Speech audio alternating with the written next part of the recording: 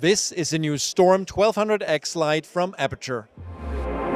You're watching CineD, supported by B&H and CVP. Hi everybody, I'm Nino from CineD. We're here at the Aputure booth with Ted. Hey, How are how's you? it going? Doing good. It's been, what, 5 months since NAB? It has indeed. We've been working on a lot of new releases. And let's talk about the main new release, which is this baby here, right? This here is the new Storm 1200X. So basically, Storm is because we've gone beyond doing incremental improvements. We're basically making an entirely new family of lights because the improvements that we've made to this light go beyond just making another light in the series. It's basically a redesign of the entire system from the ground up.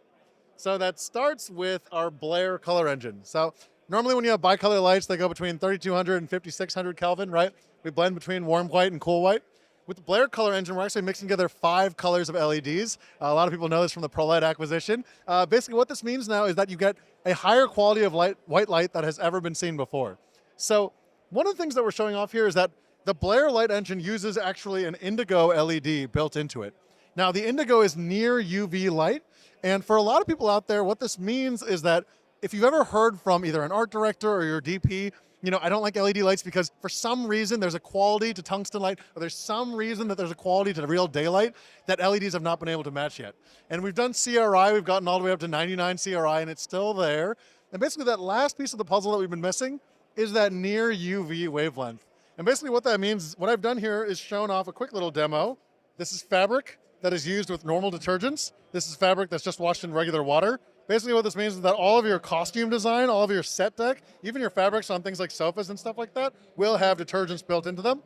Again, you can see that underneath our indigo LED, you can see the difference between the actual colors here. So when you normally want to produce LEDs, you need that indigo LED. We've added that into all the new Storm lights, which means that this is how it would actually look under real daylight. This is how it looks under normal traditional LED lighting. Normal LED lighting is not able to perceive the difference between the two because fluorescing is something that happens not only in fabrics, but also our skin, our teeth, our eyes. If you go to any like black light concert or anything like that, that effect here is something that the sun does. So if you want to be able to capture that in your actual lighting, this is why tungsten and daylight looks the way that it does, which means that for the first time ever, we now have LEDs that can actually capably match one-to-one what tungsten light looks like and what daylight looks like as well. What's the impact of this? The impact of this really just means that for anyone out there that's wanted their LEDs to match perfectly to incandescent lights, match perfectly to raw daylight, it's now built into the actual fixture now. It's also because the skin shows it as well, right? So that's why people probably think that skin tones look weird. We can do this for us right now. I mean, quite literally, our eyeballs will fluoresce, our skin will fluoresce, and if you get these perfect skin tones, which matter, again, you're paying however many thousands of dollars for a certain model or actress to show up, if you want her to actually look entirely natural, entirely real, this is the way to do it. So. And that means you basically have to replace all your lights, right? Well, what we're trying to do is we're trying to build this into the series, which is why it's called the Storm Light. We have now redefined and redesigned the engine. This will be coming out in a small, medium, and large format, and there will be tunable color coming out as well. So this is tunable white. In addition to that, this has industry first green magenta shift. So at a 1200 watt light for LED, this is brighter than a 1.8K HMI. We now have full green magenta tunability built in here as well. In addition to that, we also have CCT range from 2500 Kelvin all the way up to 10,000 Kelvin. So you get this full range not only in a line from color temperature, but we've expanded that LAN in both directions. So 2500 Kelvin to 10,000, and we've expanded it with plus minus green magenta built in as well too. So all the colors. Very cool. Actually, you also did something to the mount, right? Something's different. So for a lot of people out there, you'll recognize this. This is called the Pro Lock mount. So the Pro Lock mount means basically this. Here, normally when you attach Bowens mount accessories, which we love because they're universal, you would usually get a little bit of rattle in the actual mount. So we've built in the Pro Lock mount. What that does is that seamlessly and securely attaches the mount, no more rattle. And if I were to do something crazy, like say this, for instance, I can now actually lift up, and just to show you how secure this mount is, the entire mount will actually hold. So it's actually intern-proof for the lighting department, right? Intern-proof. You know, intern-proof. The first time I've heard that phrasing. Well, some people call it idiot-proof. I call it intern-proof. Intern-proof. You know, we're going to say that forgiveness really applies to all types of lighting technicians who have maybe been sleepy on set or need a day and a little bit of forgiveness. So, the ProLock mount is built in here. That's the other main improvement. The Storm line will have this entirely, again, IP65 weatherproofed. So again, if you guys know, the Lightstorm 1200D was brought onto things like Star Wars, Dune, The Mandalorian.